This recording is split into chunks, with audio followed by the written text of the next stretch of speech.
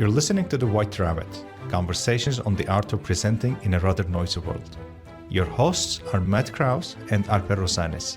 Matt helps leaders of international companies speak, write, and present with confidence. Alper is a communications trainer and a startup investor with a diverse portfolio of companies in Barcelona. If you like this podcast, please share it with friends and colleagues. Now, on to Matt and Alper for today's conversation. Alper, as you know, I'm kind of a geek. Surprise, surprise, right? Surprise, indeed, yeah. Yeah, and so one of the blogs that I've been reading for a decade now is called Marginal Revolution, marginalrevolution.com. It's an economics blog, but the guy, he writes about 10 years ago, he was writing about economics pretty much all the time. But now that he's been doing it for 10 years, he probably only writes about economics, a third of the time, and the rest of the time he's writing about something else. Okay. So a couple days ago, or a couple weeks ago or something like that, I saw a blog post that he posted. It was called How to Talk on Zoom. And he was discussing a study that he had read.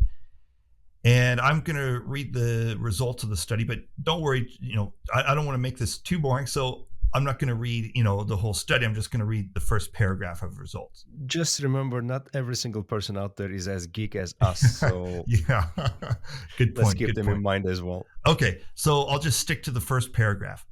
All right. So here's the first paragraph. He says, he's talking about how to talk on Zoom.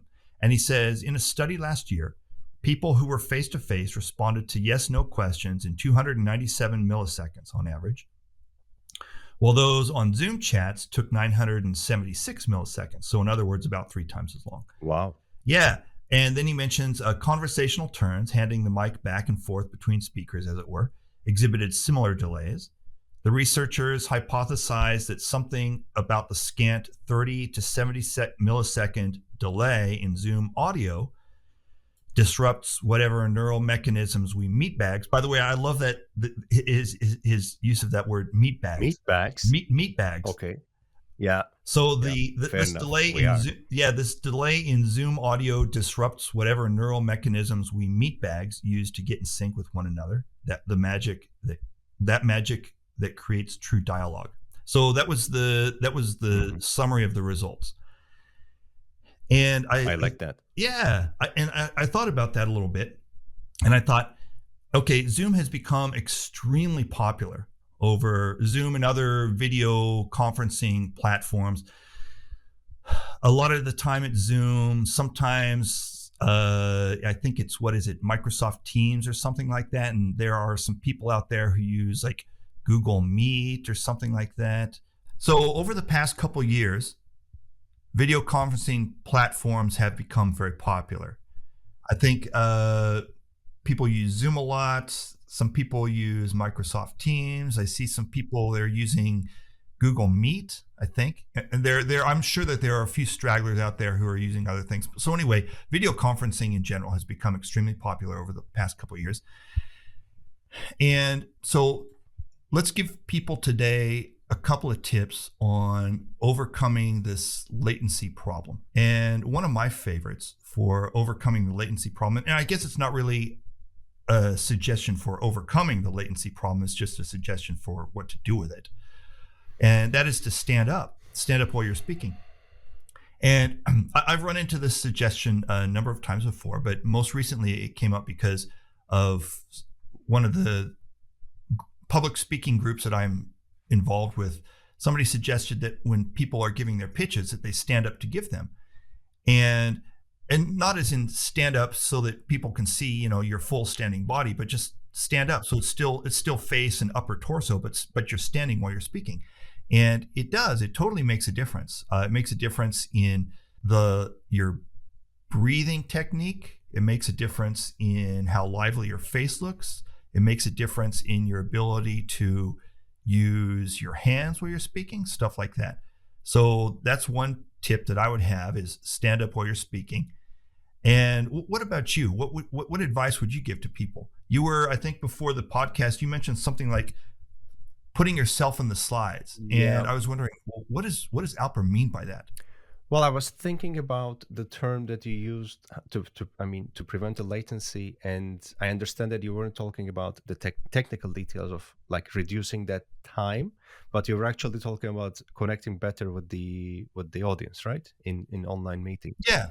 Yeah, correct. And in that regard, I think one of the best ways of doing that, especially if you're presenting, I'm not talking about you're in a Zoom meeting, your camera is on, and you're talking to people. But let's say you're in a Zoom meeting and you're presenting. You're using a presentation, so you're using screen sharing. In that sense, my number one tip would be, if you're using PowerPoint, to insert your video feed directly onto the slides using this recently added feature called the Cameo. What it Okay. does is it takes your camera feed and you can insert it into your slides. And when you go to the presentation mode, your camera and yourself is actually now visible with the slide content simultaneously, not side by side, integrated one on top of the other.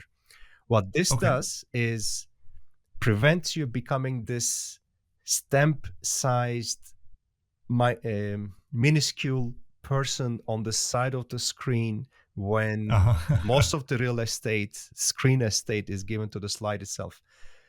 It wouldn't technically reduce the latency, but I think it would increase your eye contact and your connection with the audience so much that it would automatically help you achieve better communication with them. So I think it's one of the indispensable tools that should be used from now on in every single presentation. Again, not Zoom meetings where you just speak into the camera, but in Zoom or other online meetings where you use presentation, where you show slides and you become a part of it. So I have a question for you. So does using this technique that you're describing, it requires that you be sharing a slide? Is that correct? Yes. We're talking about Okay. sharing a presentation. Yeah. So you would not be able to use this technique when you are just playing talking head, two talking heads having a conversation on Zoom. You wouldn't But need if that. you are, You wouldn't need that because when you don't do screen sharing, you're actually full screen anyway. okay. So this is only in situations where you start sharing your screen and you become this small person at the side, top corner of the screen, and people can disconnect from you. Okay. And I have another theory, and you tell me what you think about it. All right. I think that, it's absolutely true that talking on video conferencing, there is this latency. It's true. I'm not going to say that latency does not exist. When you're sitting in front of somebody in real life, you get to have this back and forth conversation where you say blah blah blah, and they interrupt you with just a or oh, that's interesting or something like that, and you keep talking, and the conversation is nice and the conversation seems to flow well. And then when you try that on Zoom, you end up you like utter something, some unintelligible thing like and then the other person mutters and and then you both look at each other and you're like, and all of a sudden you get polite and you're like, oh, okay, you go ahead, no you go ahead, no you go ahead, no you go ahead, and then there's this uncomfortable moment of silence, and then both people start talking. What's good? So it's just a bad scene.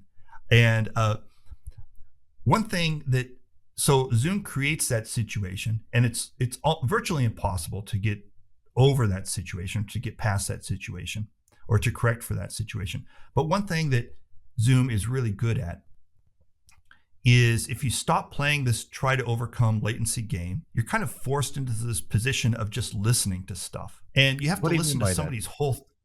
Well, in a let's say that you're having a real life conversation, over a cup of coffee or something with somebody at a Starbucks or something. They say something, and if what they say, it's taking you off in some other direction, you get a chance to interrupt them, and you have a bunch of tools at your disposal to make it rude or less rude or friendly even. And so all of a sudden you get to drive the conversation off in your direction. Whereas with Zoom, because of this latency issue, because you can't do that as well or as smoothly in Zoom, you just kind of have to sit there and listen to them. Yeah. Okay. And so you get to hear them push out their entire thought. And And then there's a moment of silence where you're just kind of waiting to see if they've finished speaking. And then with the person having spoken their entire thought, they feel like, wow, this person is really listening to me. In fact, there's no way of knowing that for sure. Yeah, that's true. There is no way of knowing that for sure. But a conversation on Zoom gives you this listening opportunity. It kind of forces you into this listening opportunity of listening to the person's full thought that you can easily avoid. And by human nature, we tend to want to avoid it anyway. Mm-hmm. In real life, or as this Marginal Revolution guy would put it, in meat space, it's so easy to hijack the conversation and steer it in your own direction. But because of this latency issue in Zoom, it's not. And so you're just kind of forced into this position of listening to the full thought, which is kind of a new thing. You know, very few people have the opportunity to speak their whole thought without having their words hijacked and taken off in some other direction. Okay. So that's what I wanted to suggest, was that it's great to try to overcome the latency issue. And you could spend the rest of your life, if you wanted, practicing techniques for overcoming the latency issue. But if you just give in to the latency issue and stop trying to fight it and realize that you're never going to overcome this latency issue, but this issue is opening up other areas to you that are not so easily available, then suddenly a Zoom conversation becomes much more fruitful than one over a Starbucks coffee, for example. Okay. A meat space conversation. So that's what I wanted to suggest. What do you think about that? Well, actually, before I go into that, I wanted to pick your brain. Had you found yourself in situations where there was this big or small latency, and how did you deal with that? By listening to the thought, and then by listening to the other person's full thought, and then sitting through that uncomfortable silence. And it might only last for a second or two, but just sitting through that uncomfortable silence, mm-hmm. and becoming comfortable with mm-hmm. with the silence. In a meat space conversation, that silence tends to not exist. But I found that in having these Zoom conversations, and by being forced to sit there and listen to the full thought, sometimes at the end of the thought, there are some amazing things that come out. And I end up thinking, wow, you know, if this was a meat space conversation, like over a cup of coffee or something, I wouldn't have heard what came out in the second half there. Do you remember how many people were in the meeting, the online meeting, for example? Is it you speaking it was just another person, or? It was just one-on-one. Okay, because that latency, not the technical part, but that latency, 900 milliseconds is nothing when compared to the latency of speaking, to the latency in the meetings like one-to-many. So you throw this question out to the audience. There are 6, 7, 10, 12 people in front of you, and there is absolute silence. There is dead silence. So we're not talking about 900. We're talking about maybe 5,000 milliseconds at that moment, if someone picks up the microphone and responds to you. By the way, before we wrap up for the day, that brings up another question in my mind about the microphones and stuff, mm-hmm. and the 5 seconds of silence.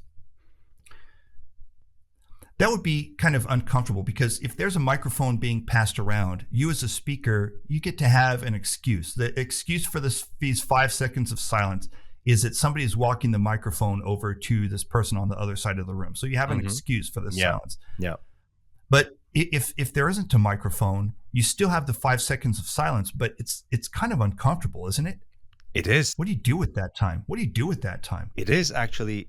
I mean, they were some of the most uncomfortable experiences in my life. That's especially when the cameras are off and you're just looking at screen names or their initials. If you're using Teams, you throw this question into the air and it's not picked up. 1 second, 1 Mississippi, 2 Mississippi, 3 Mississippi, and like several seconds later, you hear someone out of sheer courtesy unmute themselves. You hear them sigh and say, "Yes."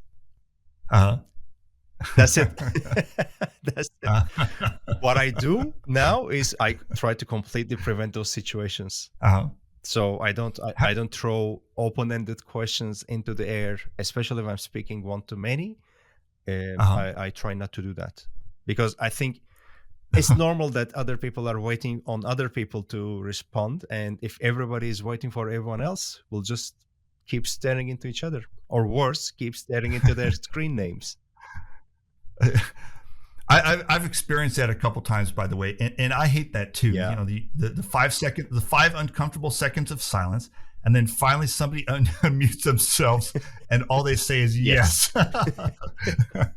You hear it. You hear it in your tone. You hear the tone saying, "Look, this is painful. I'm just going to throw you a lifeline and just take it." Yeah. Okay. So that's about it for today. So thank you very much, Alper, and we'll talk to you next week. Take care. Bye-bye.